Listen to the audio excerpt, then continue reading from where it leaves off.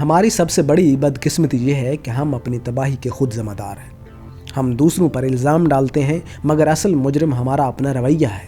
ہم نے قوم کو بیچ ڈالا، مفاد، لالچ اور منافقت کے بدلے۔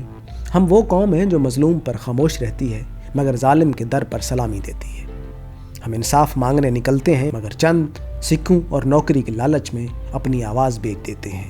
ہم اللہ اور رسول کے نام پر سیاست کھیلتے ہیں مگر خود جھوٹ، دھوکے اور کرپشن سے باز نہیں آتے۔ ہمارا زوال دشمن کی وجہ سے نہیں ہے، اپنی کمزوری، ہماری اپنی منافقت اور ہماری اپنی بے حسی کی وجہ سے ہے۔ قومیں تب مرتی ہیں جب ان کے اندر سے غیرت، کردار اور سچائی نکل جاتی ہے۔ ہم نے سب کچھ قربان کر دیا صرف وقتی مفاد کے لیے۔ ہم جانتے ہیں ہمارے بچے روشن مستقبل دیکھیں مگر ہم ہی نے اپنے ہاتھوں سے ان کے اندھیرے لکھ دیے۔ وقت ہے آئینہ دیکھنے کا۔ دشمن باہر نہیں، دشمن ہمارے اندر ہے۔